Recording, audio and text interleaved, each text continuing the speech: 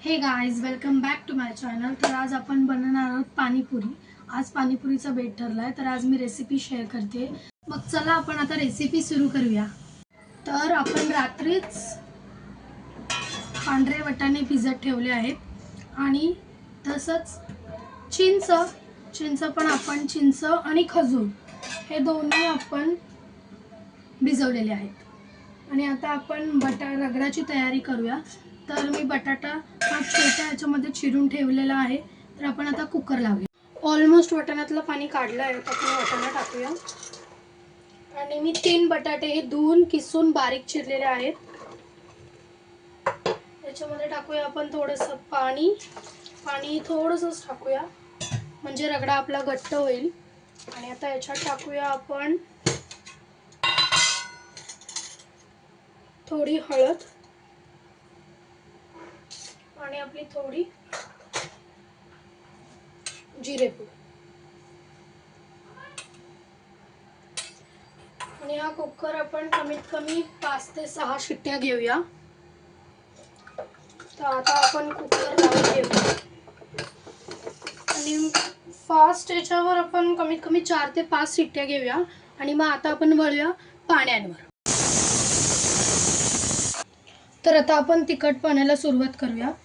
तर 1 वाटी मी कोथिंबीर, 1 वाटी पुदिना, 1 इंच आलं आणि 3 ते 4 मिरच्या। तर आपण आता हे असं बारीक वाटून घेऊया। तर आपण आता ग्राइंड करून घेतलेले आहेत, आपण आता ते गाळूया।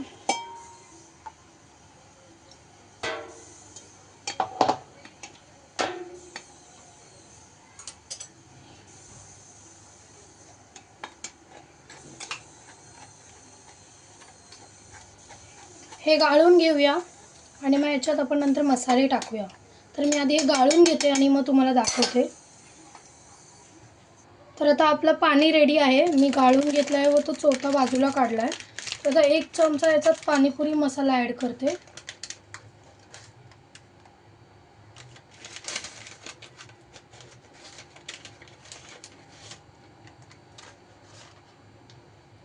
एक चमचा जिरेपूड, थोडंसं मीठ, 1 चमचा आपण मीठ टाकू, आपण सेंधे नमक वापरू।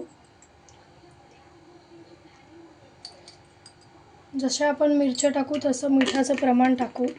आणि जर पाणीपुरी मसाला नसेल तर आपण थोडा चाट मसाला पण ॲड करू शकतो। तर मी आता थोडासा चाट मसाला टाकते, कारण की आपण ऑलरेडी पाणीपुरी मसाला टाकला आहे। आता आपण हे पाणी मिक्स करून घेऊया।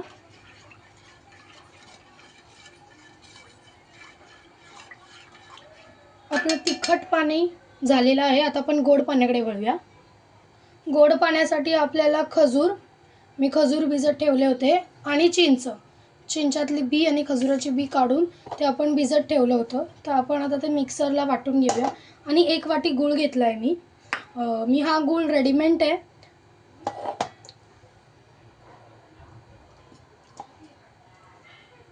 आपण आता खजूर आणि चिंच आणि गूळ असे वाटून घेऊया।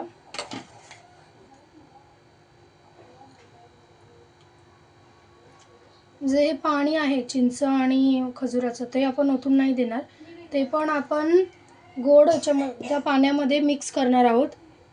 आणि गूळ टाकूयात आणि आता आपण हे मिक्सरला वाटून घेऊयात। आपलं वाटून तयार आहे। तर आता हे पण आपण गाळून घेऊया। जी प्रोसेस आपण तिखट पाण्याला केली ना, तीच प्रोसेस आता आपण गोड पाण्यालाही करूया। आपलं गोड पाणी तयार आहे। आता आपण त्याच्यात मसाले टाकूया। तर मी अर्धा चमचा पाणीपुरी मसाला टाकते, थोडा चाट मसाला टाकते,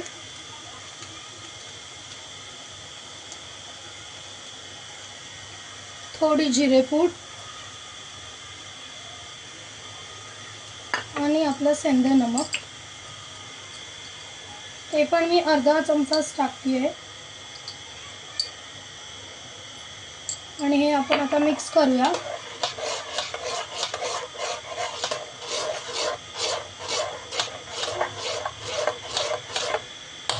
अशा प्रकारे आपलं गोड पाणी पण तयार झालं आहे. आता आपण रगड्याकडे वळूया. रगडा मॅश करूया. रगडा खूप छान शिजला आहे. त्याच्यात पाणी कमी टाकल्यामुळे तो एकदम जास्त पातळ नाही आणि जास्त जाडही नाही. तर आपण मॅश करून याच्यात मसाले वगैरे टाकून मी तुम्हाला दाखवते.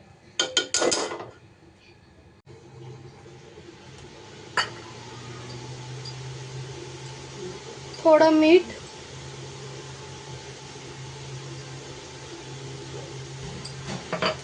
थोडा पाणीपुरी मसाला,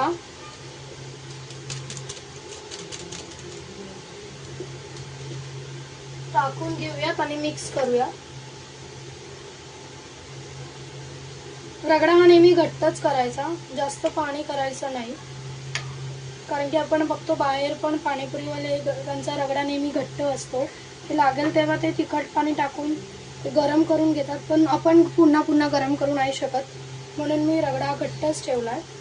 तर अशा प्रकारे आपला रगडाही तयार झाला आहे. आपले 2 तिखट पाणी आणि गोड पाणी पण तयार झालं आहे.